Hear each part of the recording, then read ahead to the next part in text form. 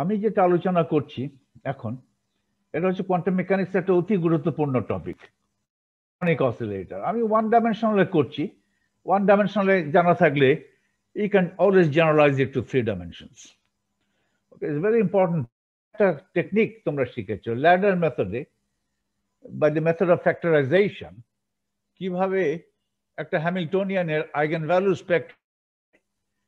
এখানে যেহেতু আমাদের হ্যামিল্টনিয়ান ছিল কোয়াড্রেটিক, ছিল quadratic both in x and in P.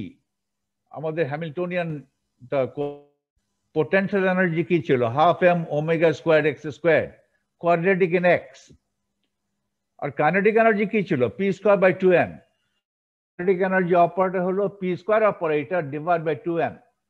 দুটো টার্ম, একটা মোমেন্টাম টার্ম, একটা কোঅর্ডিনেট টার্ম হ্যামিল্টনিয়ানে কোয়াড্রেটিক। সেই জন্য ফ্যাক্টরাইজেশনটা ওয়ার্ক করেছে, ফ্যাক্টরাইজেশন টেকনিক হ্যাজ ওয়ার্কড। এটাই হচ্ছে হারমোনিক অসিলেটরের বৈশিষ্ট্য। এটা করা যায় যে কোনো সিচুয়েশনে, এটার জেনারেল, এটার এক্সাক্ট সলিউশন করা যায়। এক্সাক্ট সলিউশন করা যায় তার কারণ হচ্ছে এখানে হ্যামিল্টনিয়ান দুটো term, coordinate term and momentum term, দুটো টার্মই কোয়াড্রেটিক, ফলে এটাকে ফ্যাক্টরাইজেশন করা যায়। তো ক্লাসে যেটা করেছিলাম কোঅর্ডিনেট রিপ্রেজেন্টেশনে অথবা কোঅর্ডিনেট স্পেসে প্রত্যেকটা আইগেন ফাংশনস গুলো নর্মালাইজড আমরা কিন্তু এইচ এর আইগেন ফাংশন বের করছি, এইচ এর আইগেন ভ্যালু বের করেছি এবং প্রতিটা আইগেন ভ্যালুর জন্য একটা করে আইগেন ফাংশন বের করছি। দেখা গেল যে প্রতিটা আইগেন ভ্যালুর জন্য একটা করে আইগেন ফাংশন আছে, একটাই স্টেট আছে। এগুলো কিন্তু সব non degenerate. Harmonic oscillator every eigenvalue is non-degenerate. That means corresponding to every eigenvalue, there exists only one eigenvector. Okay, one linearly independent eigenvector. এবং প্রতিটা eigenvector জন্য একটা করে ওয়েভ ফাংশন থাকেই। সেই ওয়েভ ফাংশন এখানে দেখো, এই যে ইকুয়েশন 37, ইন্টারেস্টিং। কোনো ডিফারেনশিয়াল ইকুয়েশন সলভ করিনি, একটা ডিফারেনশিয়াল ইকুয়েশন সলভ করেছি সাই নটটা বের করার জন্য। ওর সেটা আবার ইকুয়েশন। তারপরে একবার সাই নট হয়ে গেলে ওই সাই নটের উপরে এ ড্যাগার অ্যাপ্লাই করে সাই ওয়ান পেয়েছি, সাই ওয়ানের উপরে আবার এ ড্যাগার অ্যাপ্লাই করে, এভাবে করে করে করে সাই N x normalized wave function corresponding to the ket n of x. এটা নর্মালাইজ। তোমাদের খেয়াল রাখতে হবে প্রথমে আমাকে কিন্তু গ্রাউন্ড স্টেটের ওয়েভ ফাংশন বের করে নিতে হয়েছে। ফাংশন কিভাবে, কোন ফর্মুলা অ্যাপ্লাই করে ইয়ে করেছি একটু রিভিউ করি 5 মিনিট। কোথায়? ফাইন, গ্রাউন্ড স্টেটের এইটাই property. The ground state is, দেখো, it's a ground state. Ket 0 is the ground Hamiltonian ground state. That's the eigenstate of the Hamiltonian operator. Eigenstate, Hamiltonian eigenstate গুলোকে stationary state বলে। So Ket 0 is the stationary state. Is the stationary state with the lowest energy. এই জন্য এটাকে বলা হয় ground Hamiltonian state, eigenstate, having the lowest energy.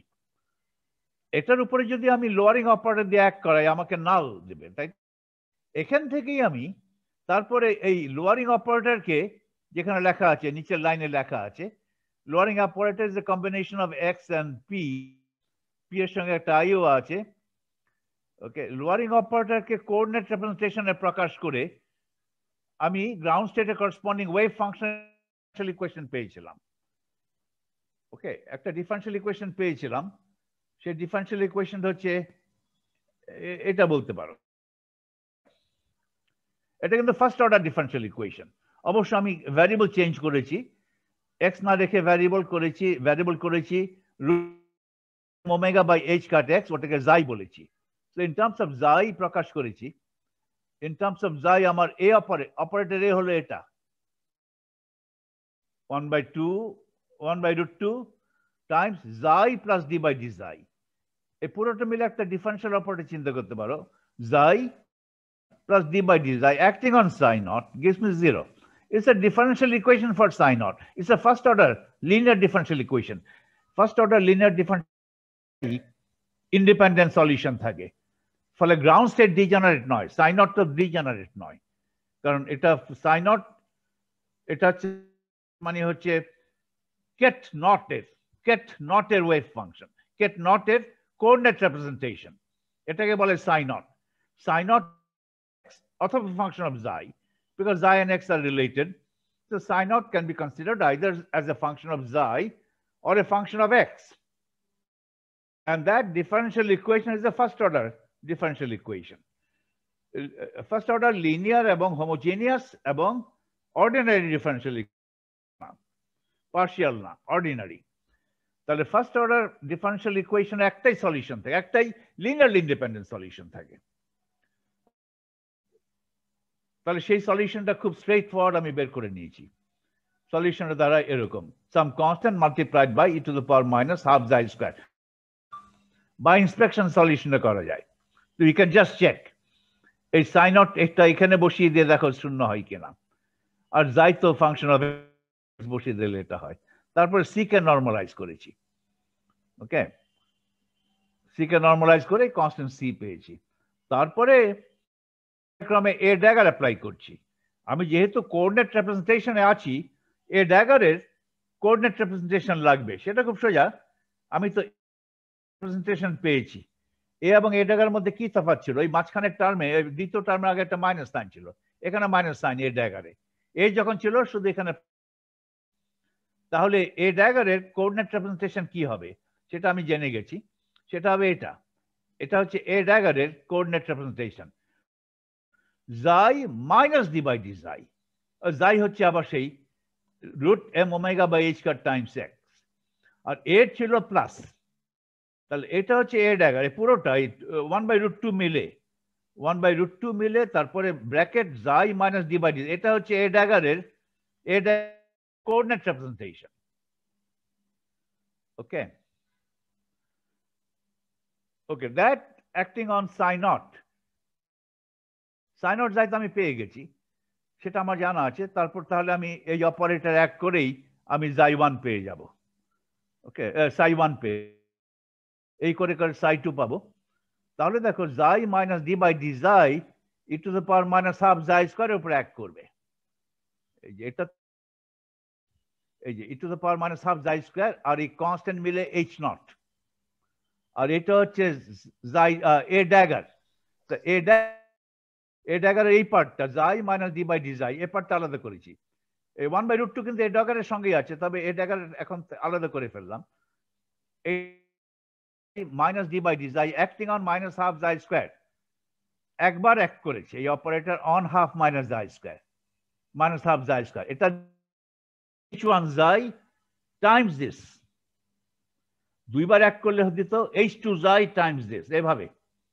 তাহলে এটা একবার এই এক্সপোনেনশিয়াল ফাংশনের উপরে আমাকে দিচ্ছে twice xi times exponential function. এই টুয়াইস xi কেই বলে h1 Hermite polynomial of first order. Okay, তাহলে in terms of Hermite polynomial এটা লিখছি। এখানে দেখো এই ফার্স্ট টার্ম সাই নট এর নরমালাইজেশন টার্ম, এটা সাই নটের একটা অংশ। h1 xi কিভাবে আসলো? কারণ psi1 করার সময় xi একবার এক করেছে এটার উপরে, একবার এক করলে কি হয়, h1 xi নেমে আসে আর এই এক্সপোনেনশিয়াল ফাংশন রিটার্ন করে। আর 1/√2 উপরে সঙ্গে ছিল, একটা এ ড্যাগার, তাহলে একটা 1/√2। আচ্ছা, psi2 যখন লিখবো তখন কিভাবে লিখবো? psi2 তে কিন্তু দুইবার আর psi2 তে কিন্তু এই 2 ফ্যাক্টোরিয়াল আবার নরমালাইজেশন ফ্যাক্টর, 2 এর নরমালাইজেশন। এই 2 ফ্যাক্টোরিয়াল না হলে কে 2 নরমালাইজ, তাহলে psi2 যদি আমি গ্রাউন্ড স্টেট থেকে পেতে চাই, কেট নট থেকে পেতে চাই, মানে psi2 মানে কেট 2 যদি আমি কেট নট থেকে পেতে চাই, তাহলে আমাকে এ ড্যাগার দুবার এক করাতে হবে। আর এখানে তারপরে এক করার পর যেটা পাবে সেটাকে 1/2 ফ্যাক্টোরিয়াল দিয়ে ভাগ দিতে হবে। এটাই হচ্ছে 2 এর নরমালাইজেশন ফ্যাক্টর 2। কেট নট তো নরমালাইজড আছেই, কেট 2 নরমালাইজ রাখার জন্য 1/√2 ফ্যাক্টোরিয়াল দিয়ে ভাগ দিতে হবে। আর কেট নট কে এ ড্যাগার দিয়ে দুবার এক করা। তাহলে সাই 2 এর ওয়েভ ফাংশন কি হবে? 2 এখানে দেবে ব্রা এক্স, ওটা হবে সাই 2 অফ এক্স। ওইটা কি দাঁড়াবে? ওকে, ওটা দাঁড়াবে, দেখো এটা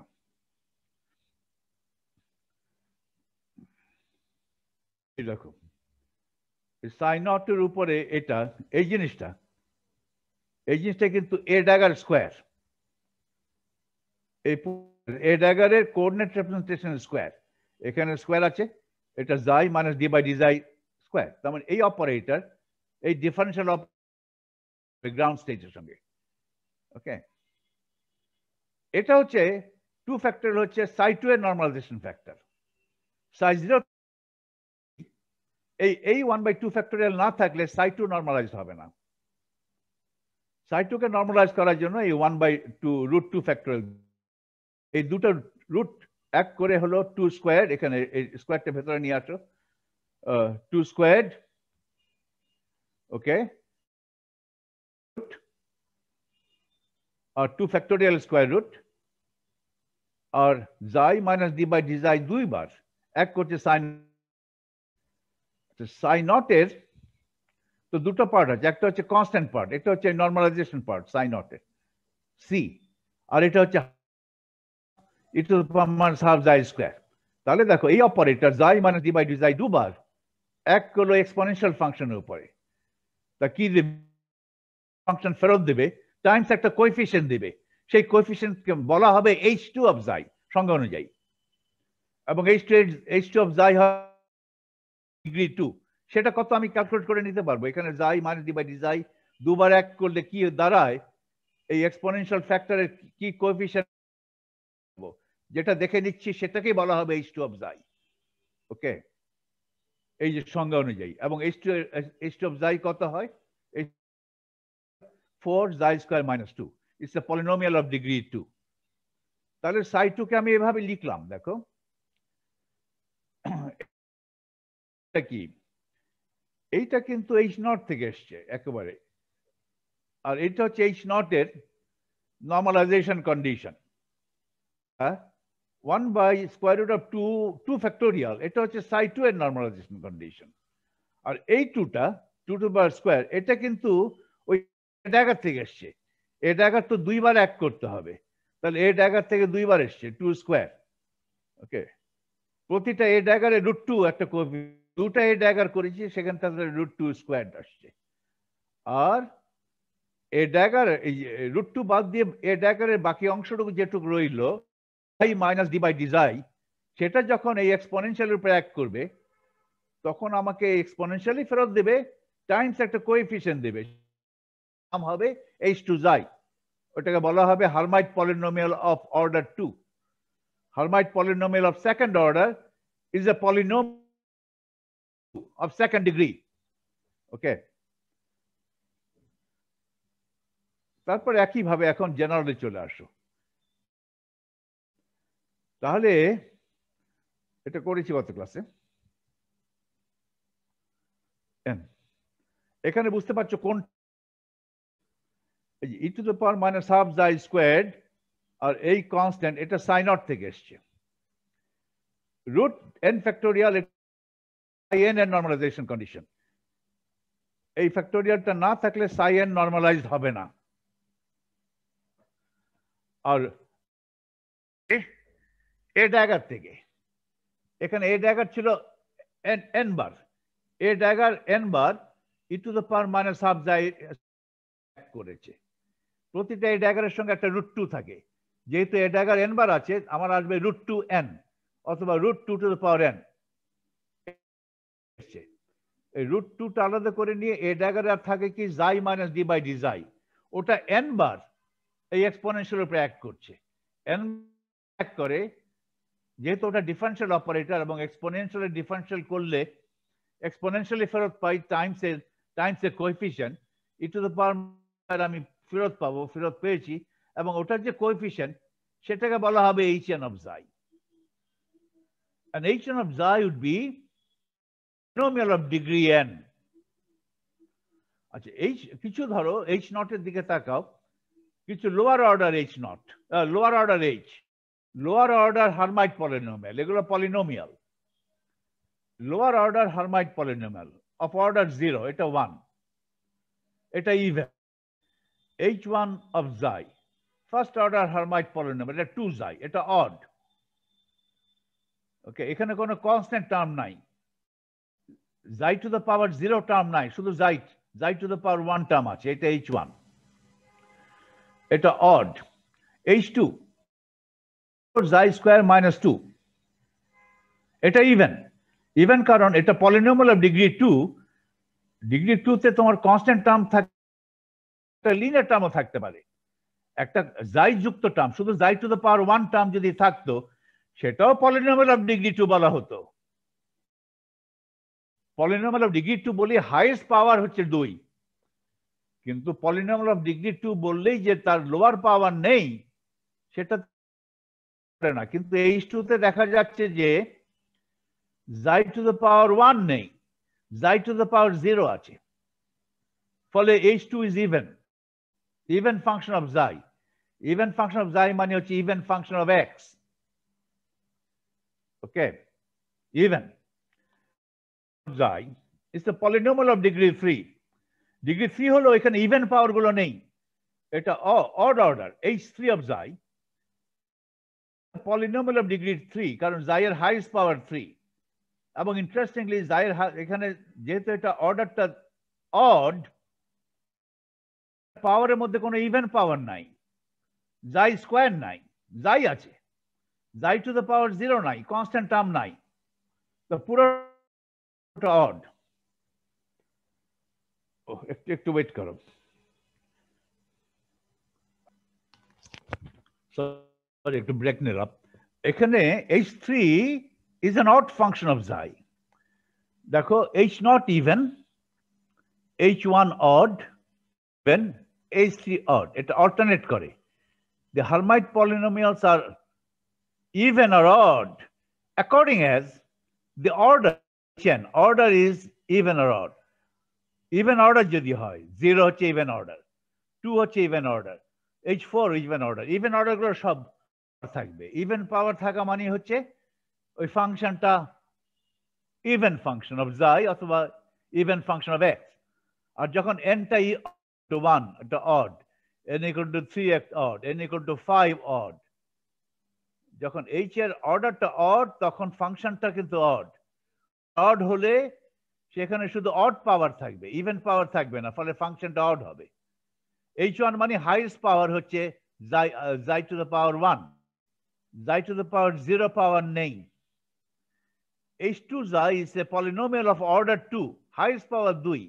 Not only that, 2 তো বটেই, সেই জন্য অর্ডার বলেছি, পলিনোমিয়াল অর্ডার 2, কিন্তু এই পলিনোমিয়ালে অড পাওয়ার গুলো নাই। অড পাওয়ার গুলো না থাকাতে এই পলিনোমিয়াল হয়েছে, ইভেন ফাংশন হয়েছে।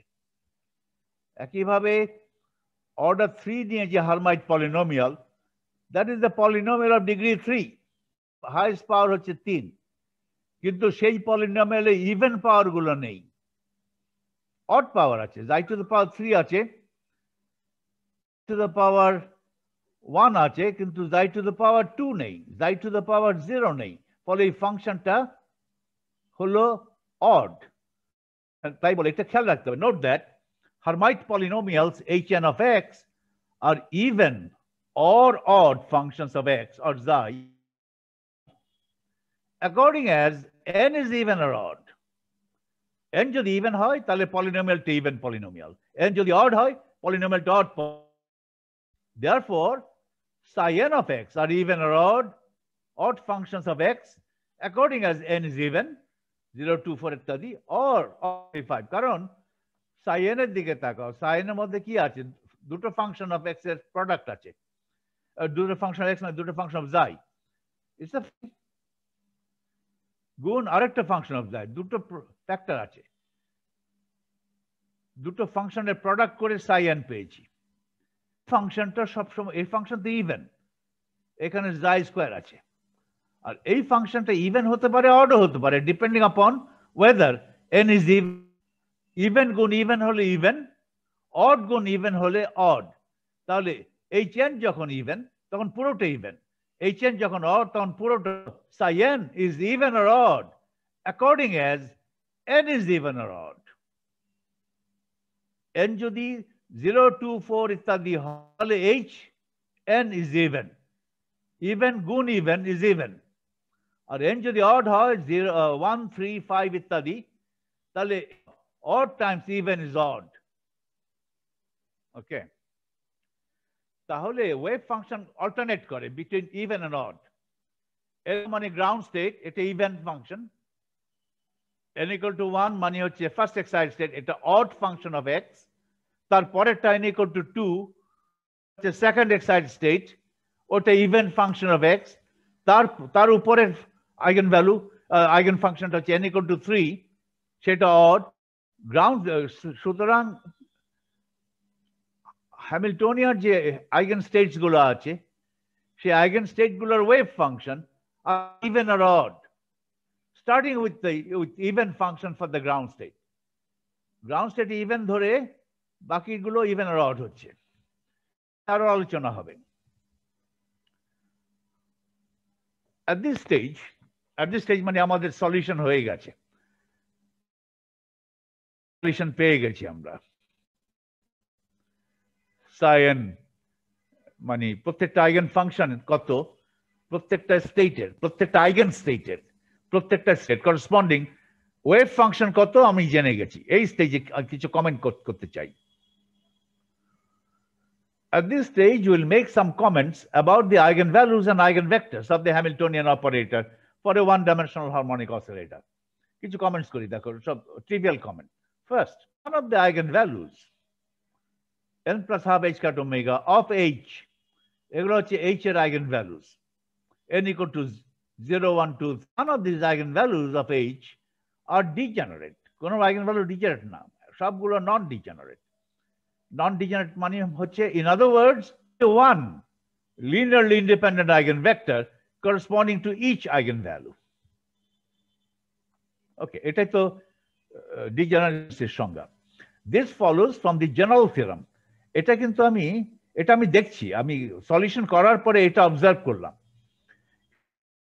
আগেও আমি বলতে পারতাম যে আমি যেগুলো পেতে যাচ্ছি, যেগুলো পেতে যাচ্ছি উত্তরগুলো হবে নন ডিজেনারেট। কেন? থিওরেম আমাদের জানা আছে। This follows, this মানে কি? The fact that eigenvalues are non-degenerate. This fact follows from the general theorem that, একটা general theorem আছে, that in a one-dimensional problem যদি হয়, each eigenvalue of the Hamiltonian corresponding to bound states is non-degenerate. দেখো, bound স্টেটের wave function হতে হবে এবং one dimensional Hamiltonian হতে হবে। Three dimensional Hamiltonian in a one-dimensional bound state problem, খেয়াল রাখো, for one-dimensional bound state problem, পার্টিকেলটা যদি একটা কূপের ভিতরে আবদ্ধ অবস্থায় থাকে, এটা হচ্ছে ওয়ান ডাইমেনশনাল বাউন্ড স্টেট। আমি যদি বলি একটা পার্টিকেল একটা ওয়েলের ভেতরে আবদ্ধ অবস্থায় আছে, সে পার্টিকেলটার এনার্জি কি কি এবং প্রতিটা এনার্জির জন্য হ্যামিল্টনিয়ানের আইগেন ফাংশন কি হবে বের করে দাও, এটা প্রবলেম। বাউন্ড স্টেট প্রবলেমের বৈশিষ্ট্য কি?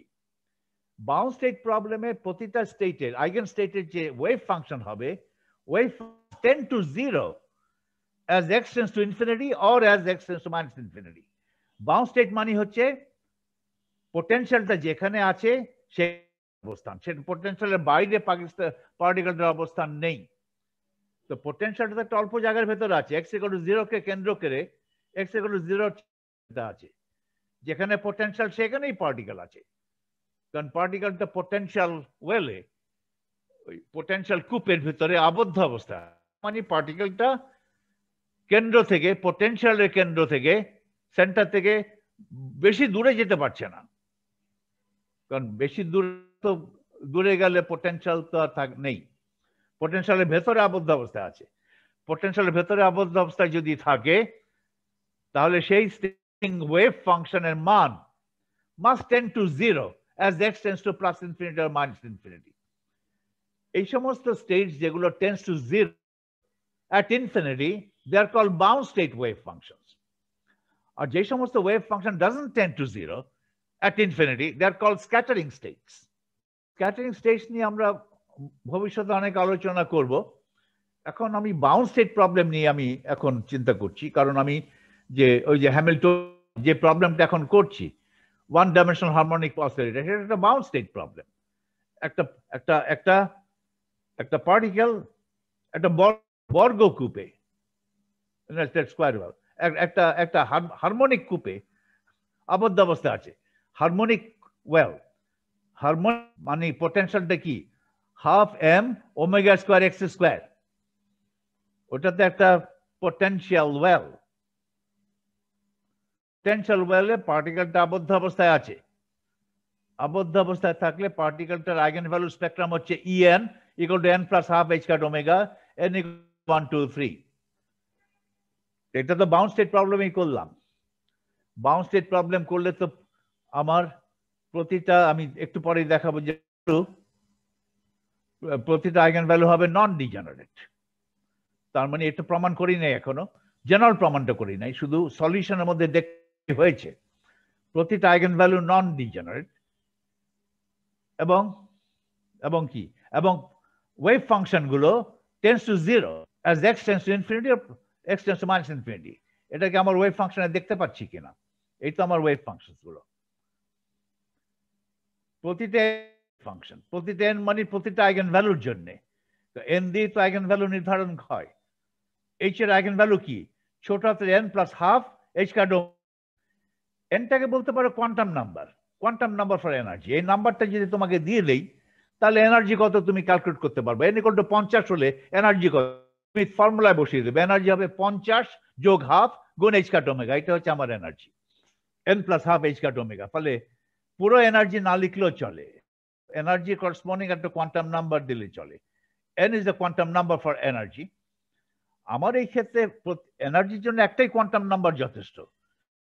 পরে দেখবে যে কোনো কোনো ক্ষেত্রে একটা এনার্জিকে পুরোপুরি স্পেসিফাই করতে একটা কোয়ান্টাম নাম্বার হবে না, দুটো, তিনটা, চারটা, পাঁচটা কোয়ান্টাম নাম্বার লাগে। যখন ডিজেনারেসি থাকবে তখন তো এই স্টেটটাকে লেবেল করার জন্য একটা কোয়ান্টাম নাম্বার দিয়ে হবে না। এখন তো যেহেতু K10 বলেই সেরে গেছি, ডিজেনারেট হতো, এই স্টেটস গুলো যদি ডিজেনারেট হতো তাহলে তাহলে কোয়ান্টাম নাম্বার তো বেশি লাগতো। তাহলে তো they would be of a CSCO, complete set of commutating observables. তাহলে সবগুলো অবজারভেবল এর কোয়ান্টাম নাম্বার দিয়ে এক একটা স্টেটকে, প্রতিটা স্টেটকে লেবেল করা হয়, তো কোয়ান্টাম নাম্বার একটা থাকতো না। সিএসসিও তে যদি 5টা অপারেটর থাকে তাহলে 5টা কোয়ান্টাম নাম্বার দিয়ে এনার্জিটাকে লেবেল করা হতো।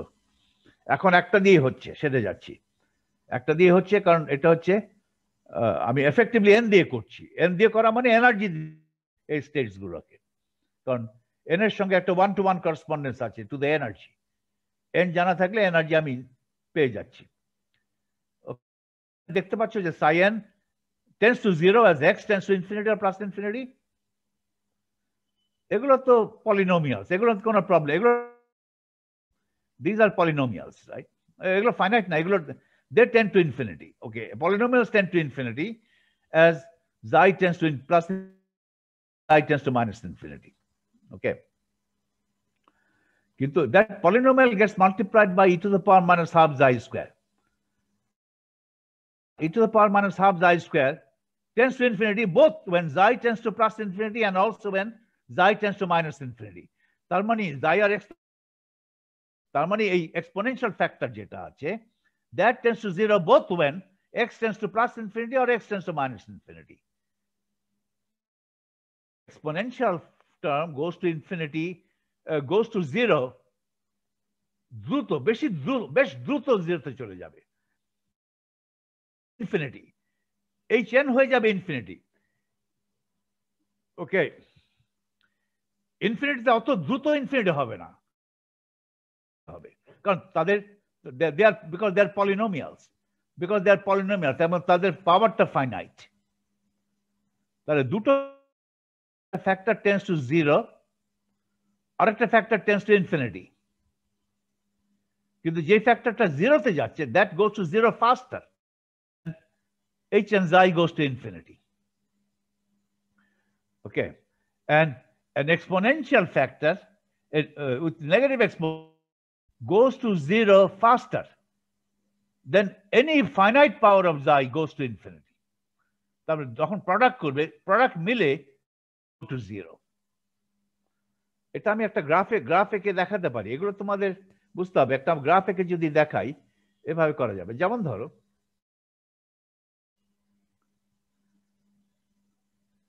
h to xi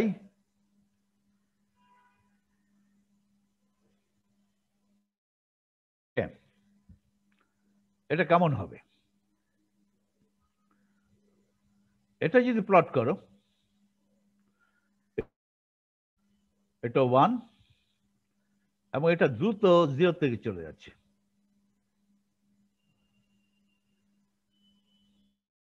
এটা যদি প্লট করো, এটা হলো ইভেন তো ইভেন ফাংশন। এখানে কিছু অসিলেশন হতে পারে, সরি এটা ইনফিনিটি দিকে যাচ্ছে।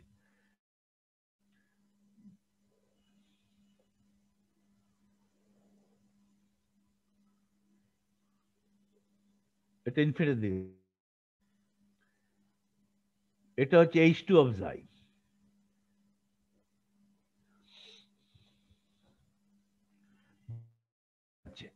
এখন প্রোডাক্ট করো, এক্সপোনেন্ট ফ্যাক্টর এটা 0 দিকে যাচ্ছে, ওটা যাচ্ছে ইনফিনিটিতে। দুটো প্রোডাক্ট করলে প্রোডাক্টটা কি হবে? যাবে না, 0-তে যাবে। ইনফিনিটি যেতে পারে, 0-তে যেতে পারে, দুটো মিলে ফাইনাইটও হয়ে যেতে পারে। দুটো মিলে দুটো প্রোডাক্ট ফাইনাইট কোয়েশনও হতে পারে। দুটো প্রোডাক্ট, একটা ফ্যাক্টর গোস টু ইনফিনিটি আর একটা ফ্যাক্টর গোস টু 0। দুটো ফ্যাক্টরকে গুণ দিলে গুণফলের কি অবস্থা হবে? as xi tends to infinity, গুণফলের অবস্থা হতে পারে ডিপেন্ডিং আপন দ্য ফ্যাক্টরস। গুণফল করে যে ফাংশনটা পাবে that might tend to infinity or that might tend to a constant. এই ক্ষেত্রে কি হবে?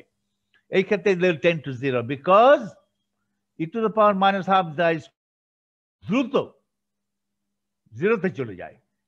h to xi যত না দ্রুতভাবে ইনফিনিটি যাচ্ছে, তার চাইতে দ্রুত গতিতে এই দ্বিতীয় ফ্যাক্টরটা 0-র দিকে যাচ্ছে। ফলে প্রোডাক্ট নিলে প্রোডাক্টটা 0-র দিকে যাবে। ওকে, আমি তাহলে অঙ্কটুকু যদি আমার জানা থাকে, এই নলেজটুকু আমার জানা থাকে, যদি জানা থাকতো তাহলে আমি বলতে পারতাম যে এটা দেখে আমি বলতে পারি এটা তো পলিনোমিয়াল, এটা তো এক্সপোনেনশিয়াল, এটা ইনফিনিটির দিকে যাক কোনো ক্ষতি নাই, কিন্তু এটা তো গুণ হচ্ছে এই এক্সপোনেনশিয়াল ফ্যাক্টর দিয়ে, exponential factor with minus sine. So এই ফ্যাক্টরটা 0-র দিকে যাচ্ছে, এত দ্রুত যাচ্ছে যে প্রোডাক্টটাও 0-র দিকে চলে যাবে as xi tends to plus infinity or minus infinity। এটা তার মানে এটা বাউন্ড স্টেট। বাউন্ড স্টেটের wave function tends to 0 as x tends to infinity or minus infinity। Okay,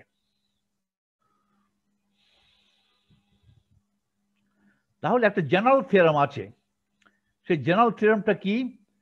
for one dimensional bound state problem, খেয়াল করতে হবে তোমাদের কি বলছি, কন্ডিশনটা কি দিচ্ছি। For a one dimensional bound condition দুটো ভ্যালিড হলে the wave function, the eigenvalue of the Hamiltonian is non-degenerate। সব ক্ষেত্রে হ্যামিল্টনিয়ানের আইগেনভ্যালু গুলো নন ডিজেনারেট হবে না, কোনো জেনারেল নিয়ম নেই, হবে না, নন ডিজেনারেট হবে। তবে একটা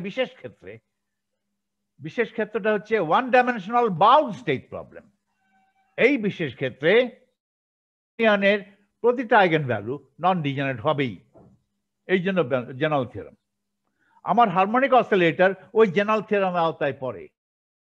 ফলে হারমোনিক অসিলেটরের ওয়েভ ফাংশন গুলো, আইগেনভ্যালু গুলো, প্রতিটা আইগেনভ্যালু আর নন ডিজেনারেট। তো এটার প্রমাণটা দেখাতে হবে। প্রমাণটা আমি অ্যাপেন্ডিক্সে করেছি, এই প্রমাণটা এখন করব।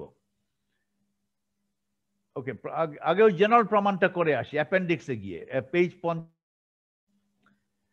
পেজ 50 যেতে হলে এখানে এভাবে যাব। শেষের দিকে, একেবারে শেষের প্রমাণটাই।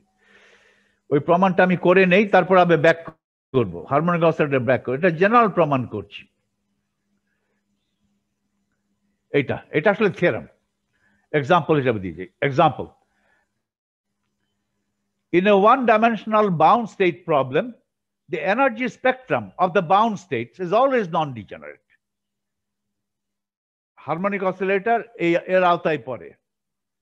হারমোনিক অসিলেটর যেটা করছি সেটা ওয়ান ডাইমেনশনাল এবং বাউন্ড স্টেট প্রবলেমে করছি।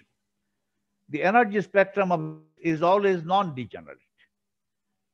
তাহলে আমার এই স্পেশাল কেসে, হারমোনিক অসিলেটরের কেসে, এইচ এর এনার্জি স্পেকট্রাম যেটা আছে প্রতিটা নন ডিজেনারেট অলসো।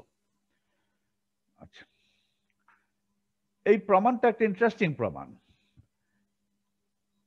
আচ্ছা, এটা নাম আছে রিডাকশন টু অ্যাবসার্ডিটি। আচ্ছা, এটা নাম হচ্ছে I can prove it by reduction to absurdity, reductio ad absurdum. নাম শুনেছে বোধ হয়, এটা ল্যাটিন ভাষায়। রিডাকশন ঠিক মতো উচ্চারণ হলো কিনা, রিডাকশিও অ্যাড অ্যাবসার্ডাম, দেখি। রিডাকশিও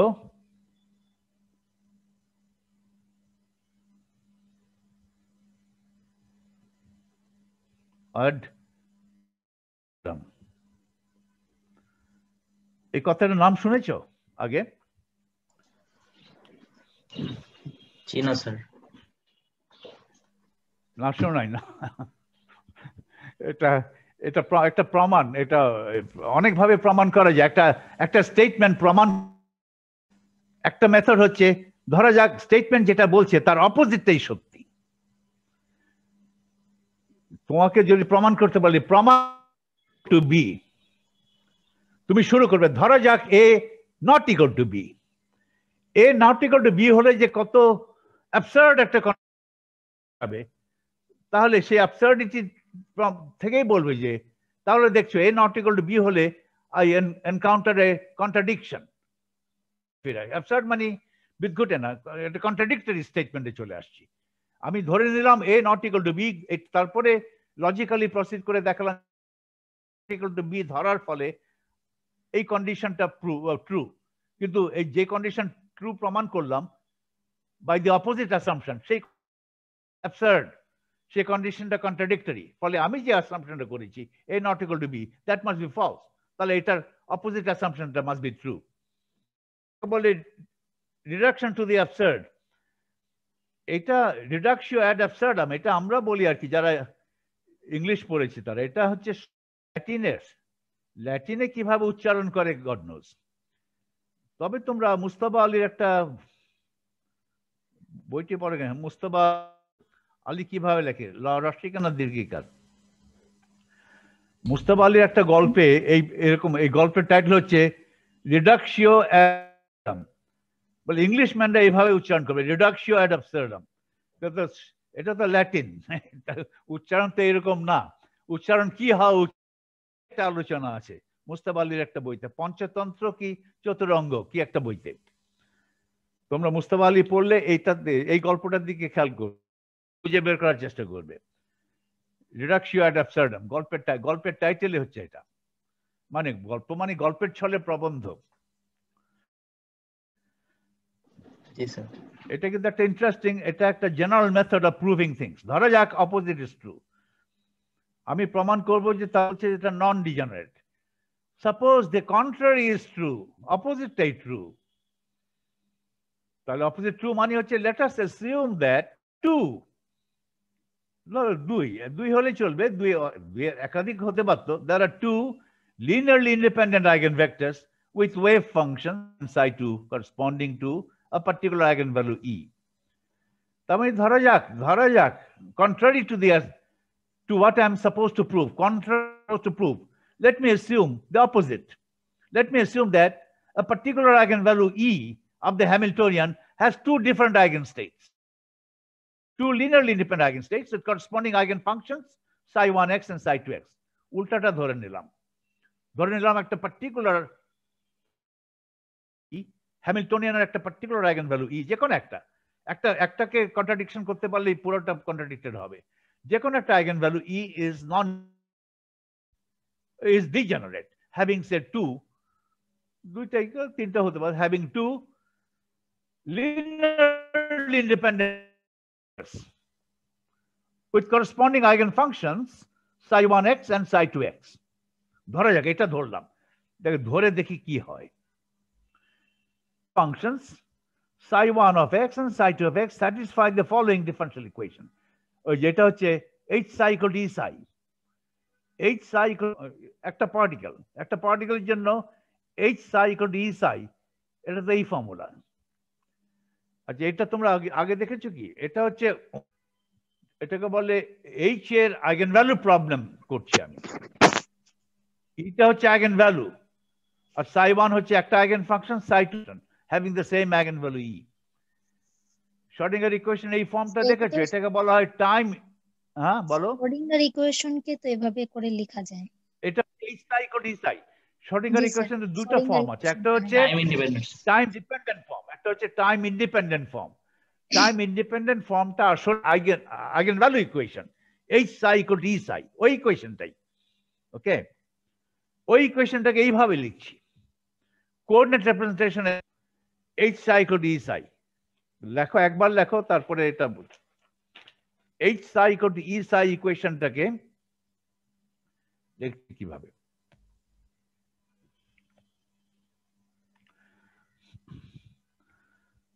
আসল শ্রোডিঙ্গার ইকুয়েশন হচ্ছে এটা, i h cut by dt psi cat psi is a function of time is equal to h, এটাকে বলে time dependent Schrodinger equation, time dependent Schrodinger equation. আর h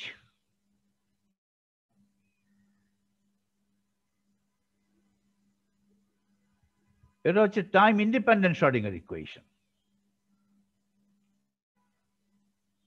কেটে কেটে যাচ্ছে, তাই তো? আচ্ছা ঠিক আছে। এখানে size not a function of time. Size এখন এইচটা কি? কোঅর্ডিনেট রেফারেন্স এইচটা হচ্ছে minus h cut square by 2m one dimension dx square, এটা হচ্ছে kinetic energy plus potential energy times psi of x equal to e psi of x.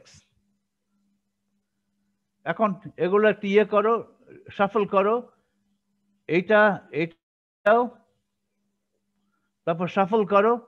Shuffle করলে কি হবে? d2 psi by dx squared, d2 psi by equal to plus, অথবা equal to দিতে চাইলে equal to দিতে পারো, equal to গুণ দিয়েছি, তাহলে এটা হবে 2m by h cut squared v of x,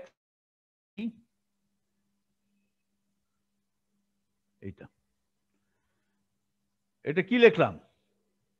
এটা h লিখলাম, কোঅর্ডিনেট রিপ্রেজেন্টেশনে লিখলাম, ওটাই তো ওখানে লেখা আছে। জি স্যার, এটা এখানে লেখা আছে। এখন psi1 একবার, দ্বিতীয়বার psi2। psi1 স্যাটিসফাইজ this differential equation, satisfy করে। অবশ্যই এটা আমি এখানে লিখেছি আর কি। এটা যদি ওই পাশে নিয়ে যাও, ডান পাশে নিয়ে যাও, তাহলে v মাইনাস ই হবে, আর বাম মাইনাস v। এটা psi1 ডাবল প্রাইম আর এটা psi2 ডাবল প্রাইম, দুটাই একই ইকুয়েশন স্যাটিসফাই করবে। Both psi1 and psi2 satisfy the equation with the same eigenvalue e. It's contrary to assumption. Contrary to assumption, what I am supposed to prove, I've assumed the opposite. That is, I've assumed that for this particular eigenvalue e, there are two independent eigenfunctions, and they are psi1 and psi2. Okay, so psi1, psi2 satisfy identical differential equation. যেহেতু এটা second order, psi1, psi2 linearly independent হতে পারে। For bound states, And more importantly, negative ওটা বড় কথা, more importantly for the present problem, তার মানে bound state problem, for the present problem মানে for the bound state problem, এটা বলা হচ্ছে bound state problem, psi1x and psi2x tend to 0 as x tends to plus minus infinity. এই জন্যই বলে এগুলো bound state. এই 0 হয় এগুলো bound state, এগুলো স্ক্যাটারিং স্টেট নয়। ওকে, তার মানে পার্টিকেলটা যখন এই সমস্ত বাউন্ড স্টেটে থাকে বলতে পারি পার্টিকেলটা কোথায় আছে এক্স্যাক্টলি জানি না, তবে এইটুকু জানি যে দূরে নাই, আমার কাছে কিনারে আছে, এটা বাউন্ড স্টেট গঠন করেছে। হাইড্রোজেন অ্যাটম একটা হাইড্রোজেন অ্যাটমের ইলেকট্রনটা কোথায় আছে? এটা কি এখানে একটা হাইড্রোজেন অ্যাটমের ইলেকট্রনটা কি ময়মনসিংহে আছে? না, যেখানে হাইড্রোজেন অ্যাটম সেটার কাছাকাছি প্রোটনের আশেপাশেই আছে, বেশি দূরে যেতে পারবে না প্রোটন থেকে। কত দূরে যাবে? বড় জোর 10 to the power minus 10 metre দূরে যাবে প্রোটন থেকে। 10 মাইল দূরে এই ইলেকট্রনটা যেতে পারবে না। 10 মাইল দূরে যাওয়া মানে প্রোটনের ইনফ্লুয়েন্স থেকে বেরিয়ে যাওয়া, তখন তো এটা আর বাউন্ড স্টেট গঠন করবে না। বাউন্ড স্টেট গঠন করেছে ইলেকট্রনটা প্রোটনের সঙ্গে, বাউন্ড স্টেটটাকে বলা হচ্ছে হাইড্রোজেন অ্যাটম। আমি জানি ইলেকট্রনটা কাছে কিনারে আছে, যদি ক্যালকুলেট করি তাহলে ওই প্রোটন থেকে খুব বেশি দূরে যাবে না, বেশি দূরে গেলে ওয়েভ ফাংশনের মান 0 হয়ে যাবে। এটাই।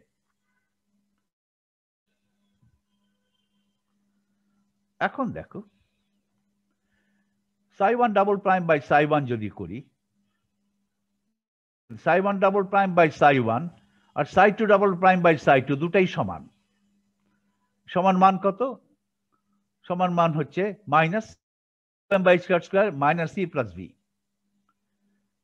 ওই দুটাই psi1 double prime by psi1 আর psi2 double prime by psi2 দুটাই সমান, কারণ দুটো এটা। তাহলে psi1 double prime divide by psi1 আর psi2 double prime divide by psi2 উভয়ই সমান হবে, কারণ ডান দিকে যেটা লেখা আছে ওইটার সমান। তাহলে তারা নিজেদের মধ্যে তারা একে অপরের সঙ্গে সমান। x সমান a, y সমান a, সেহেতু x সমান y, x সমান a, y ও সমান a, তার মানে x সমান y, এটাই বলছি আর কি।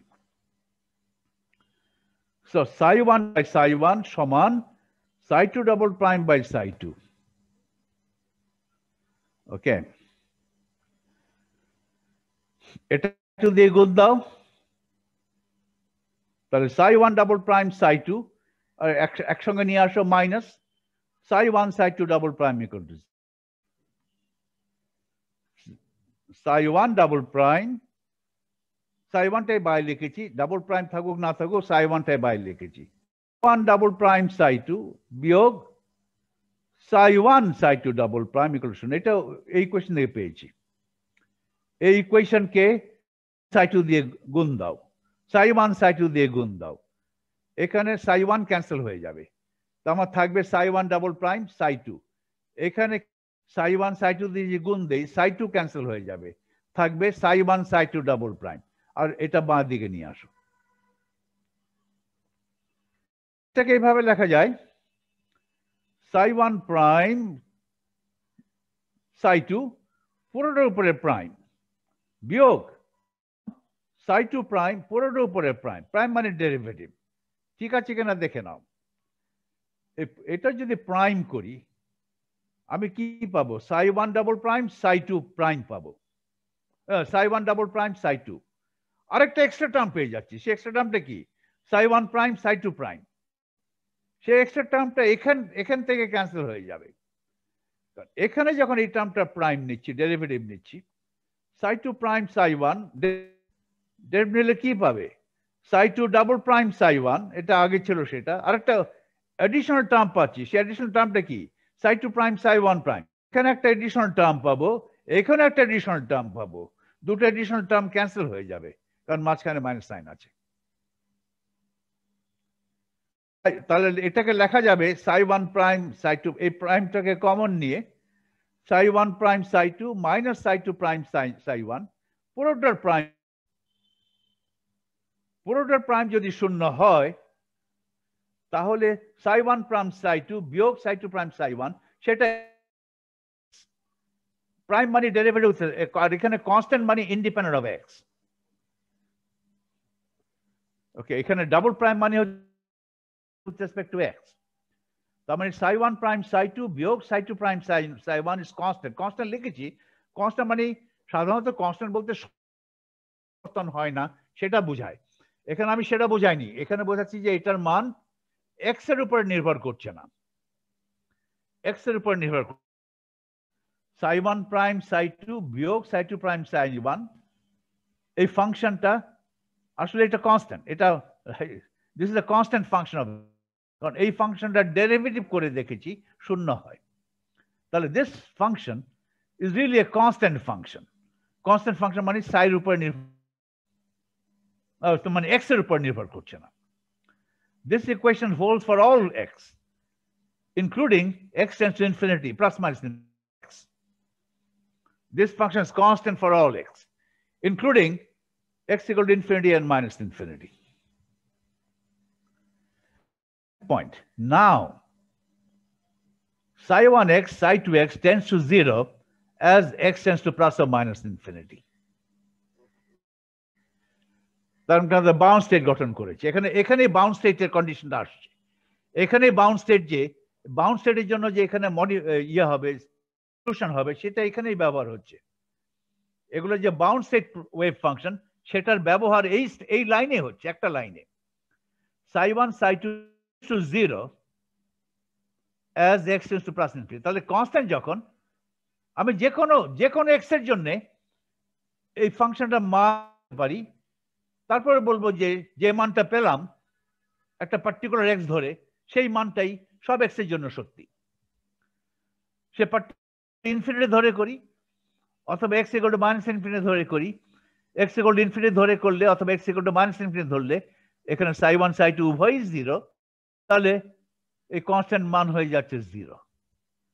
তাহলে একটা পয়েন্ট আমি কনস্ট্যান্ট পেয়েছি, কনস্ট্যান্ট মানটা পেয়ে গেছি। আমি যেহেতু এটা কনস্ট্যান্ট সব এক্স এর জন্য 0, তাহলে এই ফাংশনটা psi1 প্রাইম psi2 প্রাইম পুরোটাই 0, পুরোটাই 0 মানে সব এক্স এর জন্য 0।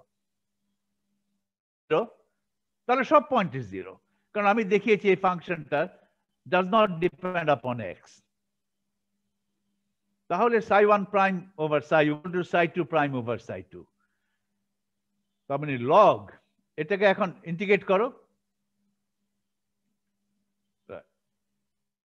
উইথ রেসপেক্ট টু এক্স করতে পারো, অথবা উইথ রেসপেক্ট টু এক্স যদি করো তাহলে কি হবে, এদিকে হবে লগ psi1 ইন্টিগ্রেশন, এবং ইন্টিগ্রেশনটা যদি এখানে ইন্টিগ্রেট করো with respect to x psi1 prime by psi1, এটা তো আর কনস্ট্যান্ট না, এটাকে ইন্টিগ্রেট করো উইথ রেসপেক্ট টু এক্স, কি পাবে লন অফ psi1 প্লাস একটা কনস্ট্যান্ট, এটাকে ইন্টিগ্রেট করো উইথ রেসপেক্ট টু এক্স আর তুমি কি পাবে লন অফ psi2 প্লাস একটা কনস্ট্যান্ট, দুটো কনস্ট্যান্ট মিলে আরেকটা কনস্ট্যান্ট ডান দিকে নিয়ে গেলাম এবং সেই কনস্ট্যান্টটা এভাবে প্রকাশ করলাম লন অফ সি। এভাবে সি কনস্ট্যান্ট হলে লন অফ সি একটা কনস্ট্যান্ট, তাহলে আমি পেলাম থেকে লন অফ psi1, লন মানে natural log of psi1 plus log of psi2 plus equal to log of psi2 plus log of c. এই psi2 বাঁ দিকে নাও, তাহলে log of psi1 by psi2 equal to log of c, তাহলে psi1 by psi2 equal two C, তাহলে psi1 equal to C psi2 যদি হয় তাহলে তো তারা লিনিয়ারলি ডিপেন্ডেন্ট দেখাচ্ছে, কন্ট্রারি টু মাই অ্যাসাম্পশনস। আমি তো অ্যাসাম্পশন করে নিয়েছিলাম psi1 psi2 লিনিয়ারলি ইন্ডিপেন্ডেন্ট, কিন্তু এখন তো দেখছি তারা লিনিয়ারলি ইন্ডিপেন্ডেন্ট নয়, right? If they have to satisfy the psi1 psi2 কে যদি এই বাউন্ড স্টেট, এই বাউন্ডারি কন্ডিশন স্যাটিসফাই করতে হয়, psi1 psi2 কে যদি এই বাউন্ডারি কন্ডিশন হয় এবং psi1 psi2 উভয় যদি শ্রোডিঙ্গার ইকুয়েশন ফলো করে, তাহলে তো তারা লিনিয়ারলি ডিপেন্ডেন্ট হয়ে যাচ্ছে, তারা তো লিনিয়ারলি সেই অ্যাসাম্পশনটা ভায়োলেট করছে, right? So two states are actually linearly dependent contrary to my assumption. So আমি that is false. That means the theorem is actually correct. My assumption is false. Assumption is contradictory. Contradictionটা আসলো কোথায়? Contradictionটা হলো যে if 2 if I have two linearly independent eigenfunctions, I cannot have two linearly independent. Actually, I have shown that I really cannot have two linearly independent eigenfunctions with the same eigenvalue if they satisfy that boundary condition. It's psi1 psi2 0 এই boundary condition যদি satisfy করে তারা যদি Schrödinger equation follow করে তাহলে একই eigenvalue নিয়ে দুটো linearly independent eigenfunctions পাওয়া তারা linearly dependent হবে একটা আরেকটার গুণিতক হবে গুণিতক হওয়া মানে তো তারা linearly dependent হলো করেছি সেই assumptionটা false তাহলে statement of the theorem is correct. So what I have done, I have proven the opposite assumption to absurdity. Right? এটা হচ্ছে contradiction. এই পয়েন্টে কন্ট্রাডিকশনটা আমি তো ধরে নিয়েছিলাম যে psi1 psi2 লিনিয়ার ইন্ডিপেন্ডেন্ট তারপরে দেখে জানি তারা তো এরকম হয় একটা একটার গুণিতক ইন্ডিপেন্ডেন্ট না তাহলে কোনটা ঠিক আমার assumptionটা ঠিক না এটা ঠিক এখানেই কন্ট্রাডিকশন ফলে আমার assumptionটা ঠিক নয় it was only an assumption এটা তো mathematics থেকে এসেছে ফলে this is the correct thing okay so my assumption was false it led to a contradiction my assumption has been proven to be false so the statement of the theorem must be correct they are non-degenerate okay এখন আমি আবার back করি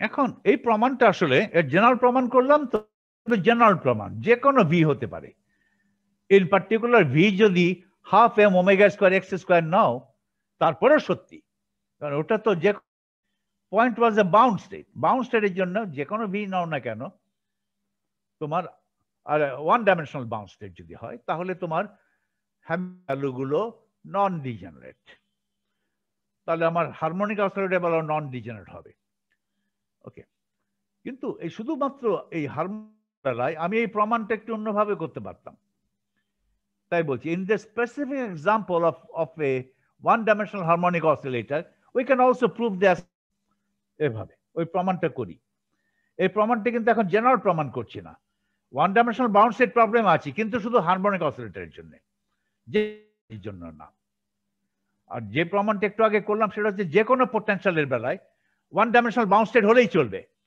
one dimensional bound state হলেই এগুলো নন degenerate সেই একই জিনিস আমি আবার দ্বিতীয়বার প্রমাণ করতে যাচ্ছি এখন আমার প্রমাণটা আরো রেস্ট্রিক্টেড আরো স্পেসিফিক এখন আমি ধরে নিচ্ছি যে পোটেনশিয়াল হারমোনিক অসিলেটর কিন্তু আসলে পোটেনশিয়াল হারমোনিক অসিলেটর না হয়ে অন্য ধরনের পোটেনশিয়াল হলেও চলবে এই স্টেটমেন্টটা কারেক্ট থাকবে তাই বলছি in the specific of a one-dimensional harmonic oscillator we can also prove the assertion as follows assertionটা প্রমাণ করি assertionটা কি যে for a one-dimensional bound state problem right the eigenvalues of H are eigenvalues of non-degenerate আর আমি এখন কি প্রমাণ করছি আমি প্রমাণ করছি যে for a one-dimensional bound state problem in a harmonic oscillator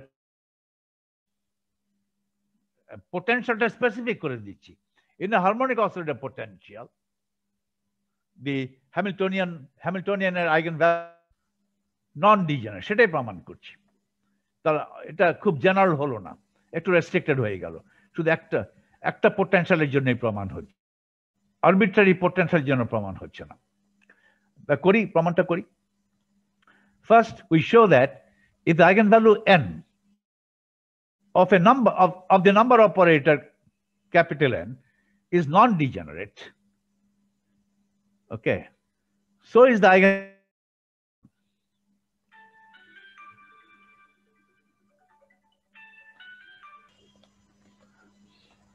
আমি একটা প্রমাণ শুরু করলাম এখানে কিন্তু একটা জেনারেল আছে এটা I'll prove it by the method of induction proof by the method of induction উদাহরণ হিসাবে এটা প্রমাণটা করছি, আর কোনো কারণে না। আমার তো জেনারেল প্রমাণ হয়ে গেছে, আবার পার্টিকুলার কেসে হারমোনিক অসিলেটর কেসে দ্বিতীয়বার কেন প্রমাণ করতে হবে? কোনো দরকার নেই, জাস্ট একটা জিনিস ইলাস্ট্রেট করার জন্য, আর কিছু না। I'll be using the method of induction. এটা ইন্ডাকশন শুরু হলো। সাপোজ ইন্ডাকশনের প্রথম স্টেপ হচ্ছে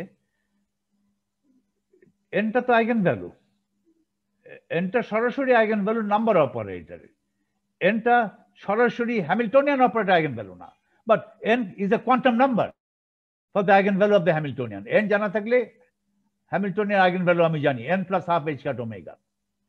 ওকে, ধরো if the statement is true for n,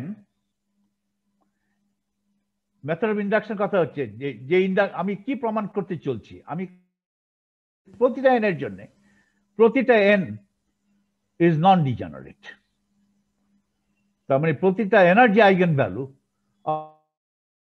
is non degenerate, অথবা প্রতিটা eigen value of N number operator is non degenerate. Number operator eigen value সরাসরি ছোট হাতের, আর হ্যামিল্টনিয়ান অপারেটর আইগেন ভ্যালু সরাসরি ছোট হাতের এন না, ছোট হাতের N plus half h cut omega. উভয় ক্ষেত্রে ছোট হাতের এন থাকলে আইগেন ভ্যালুটা কি জানা যাচ্ছে। আমি প্রমাণ করতে যাচ্ছি যে প্রতিটা এন, প্রতিটা eigen value is non d. সে প্রমাণের প্রথম ধাপ হিসাবে আমি প্রমাণ করব যে যদি এই স্টেটমেন্টটা সত্যি হয়, it must also be true for n plus 1. The statement that every n, that a n is non-degenerate, এই স্টেটমেন্টে যদি একটা পার্টিকুলার আইগেন ভ্যালু n এর জন্য সত্যি হয়, it must have the next eigen value n plus 1. যদি n এর জন্য সত্যি হয়, n এর জন্য যদি নন ডিজেনারেট হয়, তাহলে n plus 1 এর জন্য নন ডিজেনারেট। প্রথম ধাপ। তারপর দ্বিতীয় ধাপ রয়ে গেছে, তারপরে এন নন ডিজেনারেট সেটা বলছি না, এন এর জন্য সত্যি হলে এন প্লাস 1 এর জন্য নন ডিজেনারেট, এটা এক ধাপ। তারপরে আমি দেখাবো যে দিস ইজ ট্রু ফর, আবার দ্বিতীয় ধাপে দেখাতে হবে যে this statement that N is non degenerate is true for n equal to 0. সব সর্বনিম্ন আইগেন ভ্যালুর জন্য এই কথাটা সত্যি, এটা দ্বিতীয় ধাপে প্রমাণ করতে হবে, তাহলে সব আইগেন সত্যি হবে। দুটা ধাপে প্রমাণ করতে হবে, তো প্রথম ধাপটা প্রমাণ করি। ওকে, ফার্স্ট উই শো দ্যাট প্রথম, if the eigenvalue n of the number operator n hat is non-degenerate, n ছোট n যদি non-degenerate হয়, eigenvalue n plus 1, n plus 1 ও নন ডিজেনারেট, এটা আগে দেখাই। এইটা তো একটা প্রমাণ করতে হবে, মেথড অফ ইন্ডাকশনের প্রমাণ। এই প্রমাণটা আবার রিডাকশন টু অ্যাবসার্ড মেথডে করছি। Assume on the contrary that linearly independent eigenvectors phi n plus 1 and psi n plus 1 corresponding to n plus 1. Assume that n plus 1, n plus non degenerate নয়, n নন degenerate, ঠিক আছে, এটা ধরে নিচ্ছি। ওটা ধরে নেওয়ার পরে প্রমাণ করতে হচ্ছে যে n plus 1 নন ডিজেনারেট। এই প্রমাণটা করার জন্য আমি অপোজিটটা ধরে নিয়ে দেখাই, একটা অ্যাবসার্ডিটি পাচ্ছি, একটা কন্ট্রাডিকশন পাচ্ছি।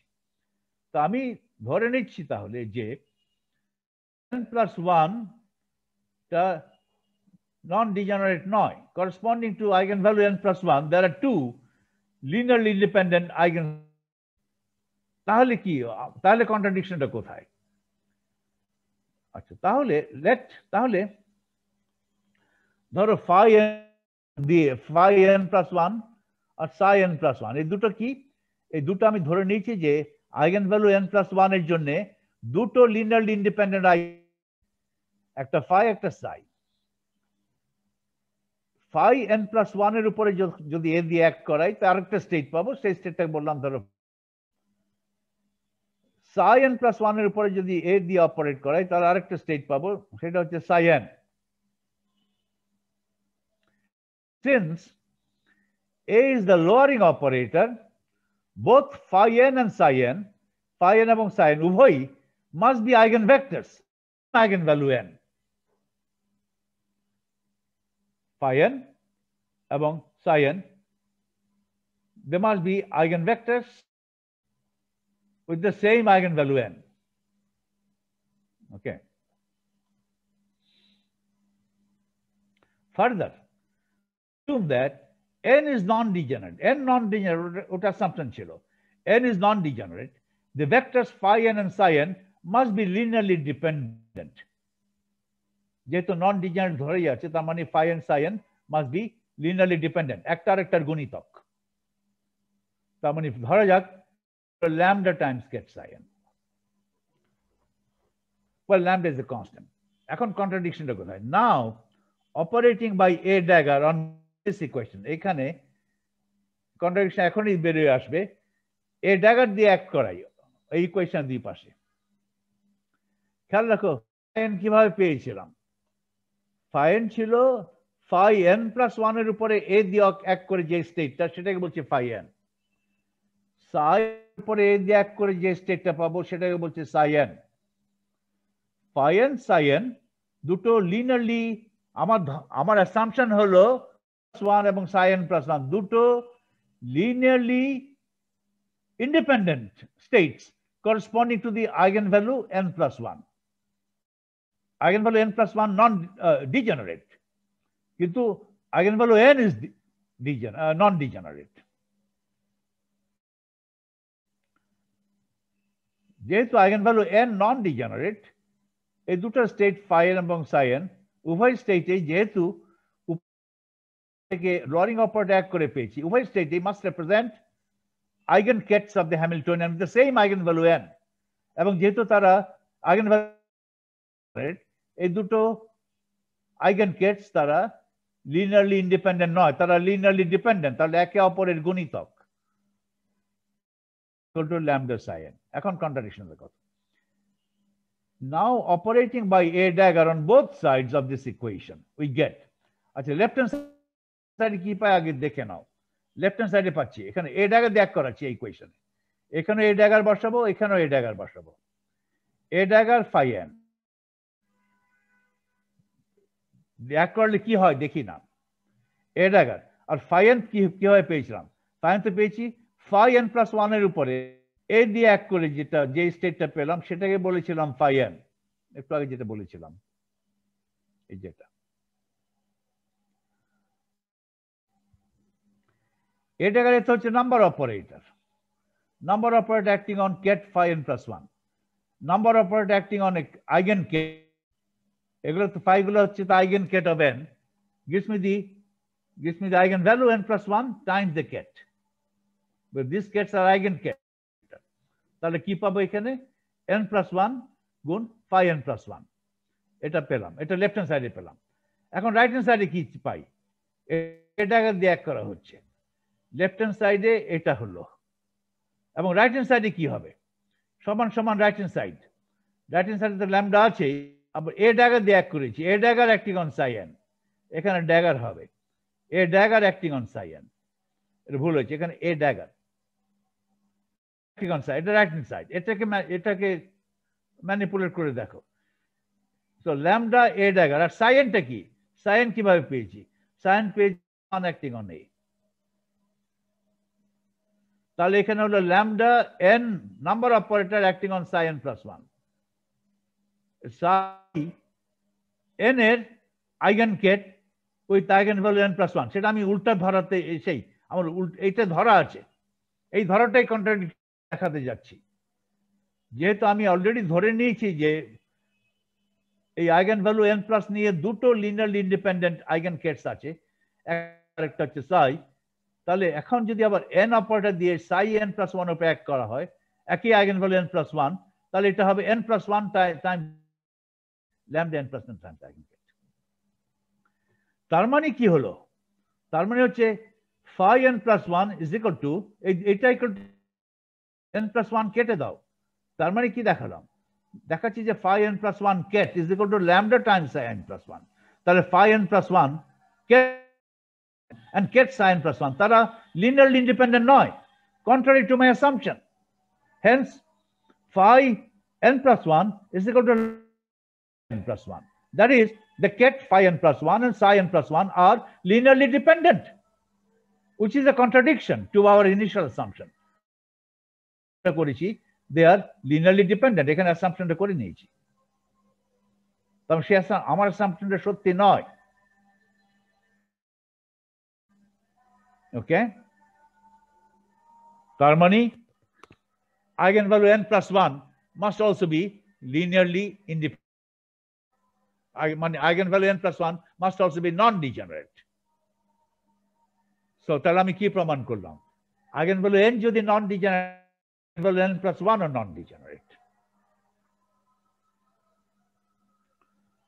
এখন the proof will be completed if the eigenvalue n equal to 0, that is eigenvalue corresponding to the ground state, is also non-degenerate.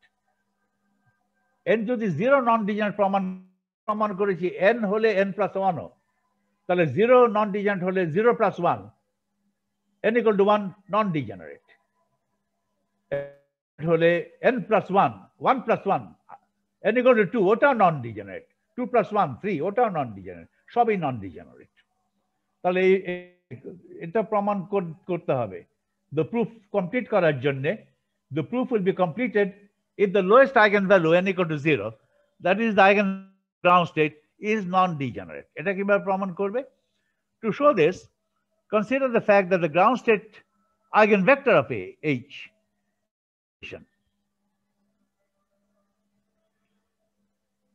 এই ইকুয়েশন থেকে প্রমাণ হবে যে ket is non-degenerate। কেন? এই ইকুয়েশনকে যদি আমি কোঅর্ডিনেট রিপ্রেজেন্টেশনে লিখি তাহলে it becomes a differential equation, first order differential equation for the wave function corresponding to ground state. এবং ফার্স্ট অর্ডার ডিফারেনশিয়াল ইকুয়েশন একটাই লিনিয়ারলি ইন্ডিপেন্ডেন্ট সলিউশন থাকে, so ground state must be linearly independent. এটা যদি coordinate represent, so I will have a differential equation কার জন্য? for the coordinate representation of ket naught, ket naught এর coordinate wave function for the ground state. See, ground state এর wave function এর যে differential equation, that is the first order differential equation. ফাংশনটা একটাই linearly independent wave function পাওয়া যায়, দুটো পাওয়া যাবে না লিনিয়ারলি ইন্ডিপেন্ডেন্ট। সেকেন্ড অর্ডার হলে দুটো পাওয়া যেত। State is unique, একটাই লিনিয়ারলি ইন্ডিপেন্ডেন্ট সলিউশন আছে করসপন্ডিং গ্রাউন্ড স্টেট। সো এই ইকুয়েশন থেকে আমি বলতে পারি there is only one linearly independent eigenvector that satisfies this equation. এই ইকুয়েশন স্যাটিসফাই করে একটাই eigenvector, একটা eigenvector মানে একটাই wave function, hence n equal to 0 is non-degenerate. এখানে আর্গুমেন্টে দেওয়া হয়নি, only one linearly independent eigenvector that satisfies this equation. এই eigenvectorটা ইউনিক। আরেকটা linearly independent eigenvector যেটাও এই ইকুয়েশন স্যাটিসফাই করবে, এই ইকুয়েশন স্যাটিসফাই করে একটাই। তুমি দ্বিতীয় একটা ভেক্টর লেখা যাবে, দ্বিতীয় একটা কেট লেখা যাবে, দ্বিতীয় ভেক্টরটা এই ইকুয়েশন স্যাটিসফাই করে, তখন আমি বলবো তাহলে দ্বিতীয় ভেক্টরটা এই ভেক্টর, তার মানে দ্বিতীয় ভেক্টর তুমি যেটা বলছো যেটার উপরে এ দিয়ে এক করলে আবার নাল পাই, সেই দ্বিতীয় ভেক্টরটা এই ভেক্টর কেটের থেকে লিনিয়ারলি ইন্ডিপেন্ডেন্ট, তারা linearly dependent. Hence n equal to 0 is non-degenerate। তাহলে আমার প্রমাণ শেষ হয়ে গেল। n equal to 0 R n non-degenerate হলে n plus 1 are non-degenerate। তাহলে all eigenvalues are non-degenerate। আচ্ছা, তাহলে ওইটা আমি ইয়েটা করলাম, এটা একটা কমেন্ট করলাম, রাইট? দ্বিতীয় আর একটা কমেন্ট করতে চাই আমার সলিউশন। দ্বিতীয় কমেন্ট হলো এইরূপ। The second comment we'd like to make is that for a harmonic oscillator, the eigenfunctions of H have definite parity. That is, eigenfunctions are even or odd. even or odd? আচ্ছা, এটা তো আমি আমার solution থেকেই দেখতে পাচ্ছি। Solutions গুলো, eigen functions গুলো আমার লেখা আছে এক জায়গায়। এই যে these are the solutions for the eigenfunctions.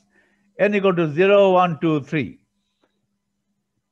n ধরো গ্রাউন্ড স্টেট, এটাই তো আইগেন ফাংশন অথবা ওয়েভ ফাংশন।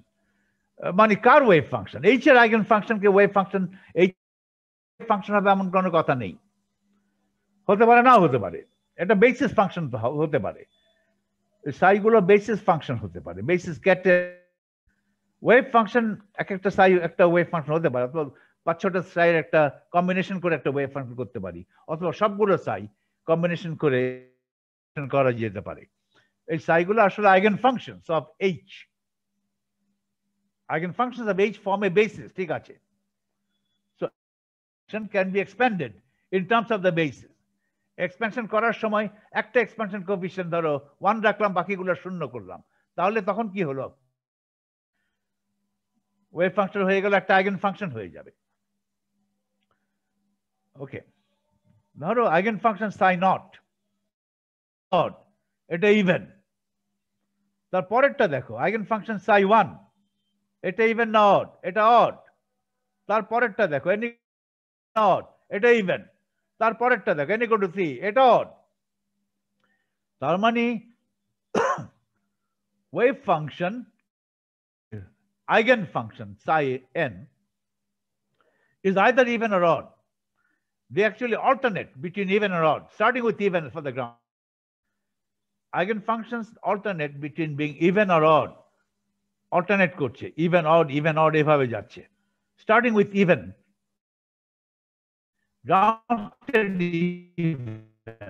তারপরেরটা অড, তারপরেরটা ইভেন, তারপরেরটা আবার অড করছি। Even function for the ground state. Eigenfunctions alternate between even and odd, starting with even. Ground state even দিয়ে শুরু করো, তারপরে অল্টারনেট করো, তারপরে 10 equal to 1 অড, তারপরেরটা আবার ইভেন, তারপরেরটা আবার অড, এভাবে অল্টারনেট করছে। কিন্তু ground state দিয়ে যদি শুরু করি even. So the wave function alternate between being even or odd, starting with being even for the ground. এটা তো আমি দেখতেই পাচ্ছি।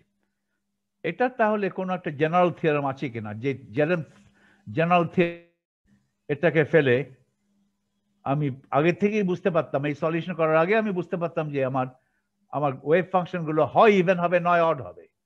আইগেন ফাংশন গুলো হয় ইভেন নয় odd,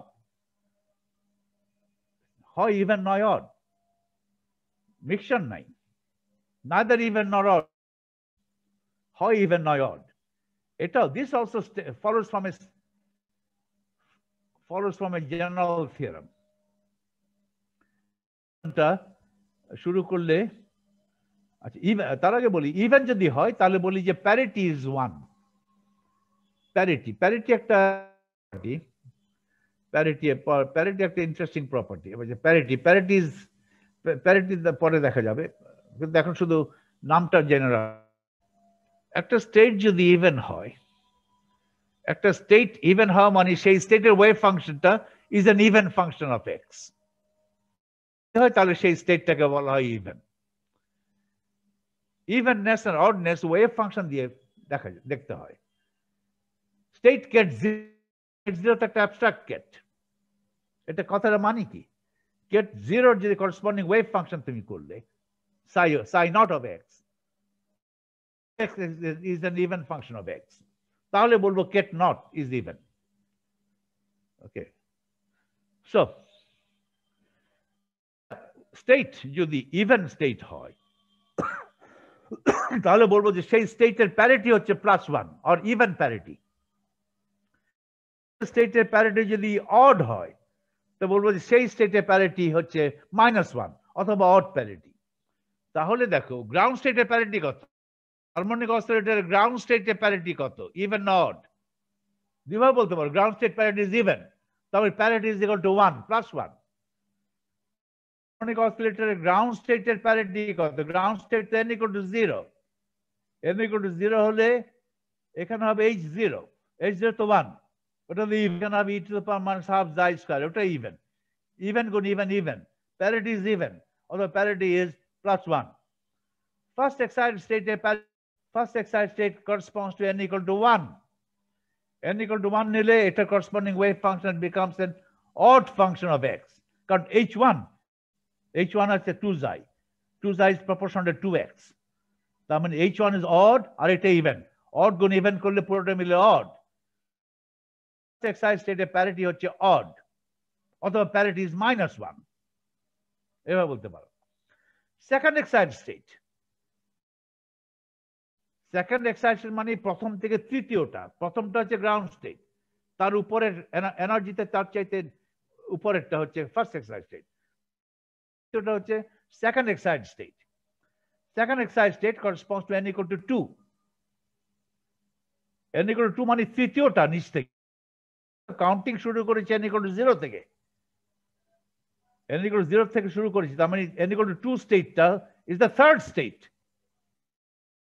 But second excited state, ground state বাদ দিয়ে দ্বিতীয়টা, ground state বাদ দিয়ে states গুলোকে বলা হয় excited states. The first excited states, দ্বিতীয়টা second excited state. So n equal to 2 corresponds to the second excited state. সেই স্টেটটা even না odd? এটা even, কারণ এখানে h2 আসবে, h2টা আমি দেখছি even, আর এক্সপোনেনশিয়ালটা সবসময় even গুণ even. Excited state corresponding to n equal to 2 is even, has even parity. শুধু বলো even parity না বললেও ঠিক আছে, has even or has parity is even or even parity or parity equal to +1. n equal to 3 has parity equal to -1. n equal to 4 has parity equal to +1. Parity হয় -1 নয় +1 হবে। -1 হওয়া +1 মানে হচ্ছে even. ওকে, এখানে quantum number, parity is a quantum number, quantum না, it assumes only this. Parity is a quantum number, right? That also could be used to label the state, right? Parity দিয়েও label করতে পারতাম।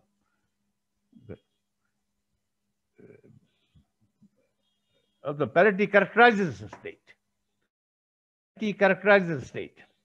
এখানে parity দরকার পড়লো না, কারণ যে কোনো n এর জন্য এটা হয় ইভেন নয় অড। ওকে, হয় ইভেন নয় অড।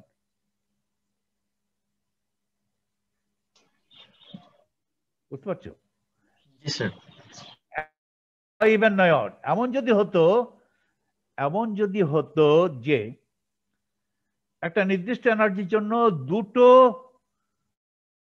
ইন্ডিপেন্ডেন্ট আইগেন ভেক্টর পাওয়া গেল, একটার প্যারিটি ইভেন আর একটার প্যারিটি অড, তাহলে ওই দুটো লিনিয়ার ইন্ডিপেন্ডেন্ট প্রমাণ করেছি। যদি অন্য situation, there will be other situations where it might so happen that a particular energy is twofold degenerate, এবং টুফোল্ড মানে দুটো লিনিয়ার ইন্ডিপেন্ডেন্ট সলিউশন আছে ওই এনার্জি নিয়ে, একটা সলিউশন হচ্ছে ইভেন অড, তাহলে ওই দুটো স্টেটকে কিভাবে লেবেল করবে? ওই এনার্জির জন্য 1 নম্বর এনার্জি, ওই এনার্জির জন্য 2 নম্বর না করে লিখবেই কেটের মধ্যে এনার্জি কত লিখবে, অথবা এনার্জির কোয়ান্টাম নাম্বার কতটা লিখবে, n ধরো n, আর পাই জন্য কোয়ান্টাম নাম্বার, একটা কোয়ান্টাম নাম্বার হচ্ছে n আর একটা কোয়ান্টাম নাম্বার পাই, তাহলে n এর জন্য দুটো পাই দু রকম আছে, পাই ইকুয়াল টু 1, ফলে ওই দুটো স্টেটকে পাই দিয়ে লেবেল করতে হবে। সুতরাং পাইও ক্যারেক্টারাইজেস দ্য স্টেট। এই কারণ এগুলো সাইন গুলো নন ডিজেনারেট, ফলে প্যারিটি আর দেওয়ার দরকার নেই। ডিজেনারেট হলে প্যারিটি দিয়ে লেবেল করতে হবে। ওকে, কটা বাজে এখন? একটা বেজে গেছে, আর 2 মিনিট। এটা আমি একটা জেনারেল থিওরেম প্রমাণ করব, the fact that the states or eigenstates or the states, শুধু states বললে ঠিক হবে না, কারণ stationary states, any general state could be a combination of many eigenstates. স্টেটটা যদি একটা আইগেন স্টেট হয় তাহলে কিন্তু ওগুলোকে বলে স্টেশনারি স্টেট। এইচ এর আইগেন স্টেটস গুলোকে বলে স্টেশনারি স্টেটস। এইচ এর স্টেশনারি স্টেটস গুলো যে হয় ইভেন নয় অড হবে, সেটাও একটা জেনারেল থিওরেমের আওতায় পড়ে। সেই জেনারেল থিওরেমটা যদি আমি তাহলে এইচ এর আইগেন ফাংশনস গুলো বের করার আগে আমি বলে দিতে পারতাম যে উত্তরটা পেতে যাচ্ছি সেই উত্তরগুলো হয় ইভেন হবে নয় অড হবে। Energy okay. সেই জেনারেল থিওরেমটা কি? সেই জেনারেল থিওরেমটা হচ্ছে এরূপ। যাক, এটা পরে ইয়ে করা যাবে। থামলাম। এখনো আমার ওই আলোচনাটা শেষ হয়নি, কিন্তু ওই যে আইগেন ভ্যালু স্পেকট্রামটা সলভ করে আলোচনাটা শেষ হয়নি, চলছে, অনেকক্ষণ ধরে আলোচনা যাবে। আরো 10 পাতার মতো আলোচনা আছে আমার নোটে। ওকে, কিছু আলোচনা শঙ্কর থেকেও পড়ো। শঙ্কর আলোচনা কিন্তু অন্যদিকে গেছে। সেখানে করেসপন্ডেন্স প্রিন্সিপালটা কি সেটা একটু আলোচনা করেছে। শঙ্করের বইতে করার পরে এনার্জি লেভেল বের করার পরে এই আইগেন স্টেটস গুলো বের করার পরে কিছু আলোচনা করেছে, এনার্জি লেভেল নিয়ে আলোচনা করেছে। ম্যাক্রোস্কোপিক পার্টিকেল হলে কি হয়, মাইক্রোস্কোপিক পার্টিকেল হলে কি হয়, আলোচনাটা সেই দিকে গেছে। সেই আলোচনাটাও খুব গুরুত্বপূর্ণ। সেই আলোচনাটা আলোচনাটা আমি জুড়ে দিতে পারি পরে, কিন্তু আমি যে আলোচনা করছি সেটাও গুরুত্বপূর্ণ, সেটাও বুঝতে হবে তোমাদের, সবই বুঝতে হবে। এডুকেশনে কোনো গ্যাপ থাকা চলবে না। এই গ্যাপ থাকা চলবে না এটা বললেই তোমাকে মাল্টিপল সোর্স থেকে কোয়ান্টাম মেকানিক্স পড়তে হবে। এক এক সোর্সে এক এক কিছু, কিন্তু তোমাদের একটা জিনিস এমফেসিস করলো আরেকটা জিনিস তোমরা পড়লে না মোটেই, তোমাদের শিক্ষায় একটা গ্যাপ থেকে যাবে, ফাঁকা জায়গা থেকে যাবে। এটা থাকাটা বাঞ্ছনীয় নয়। সেই জন্যই লোকে বিভিন্ন বই পড়ে। আমি যদি কোয়ান্টামের সময় জানতে চাই, তোমার মতামত পেলাম, এক্সপার্ট, তোমার কথাই যে শেষ কথা আমি কিভাবে জানি? আমি আরেকজনের মতামত নিব, আরেকজনের লিখিত বই আমি দেখব, তৃতীয় জন চতুর্থ জনের বই, রিসার্চ পেপার এগুলো পড়বো, পরে আমি আমার একটা মতামতে উপনীত হব। শুধু একজনের কথাই বিশ্বাস করে একটা সব বসে থাকলে আমার কিছু করলাম না, সেটা ঠিক না। ওকে,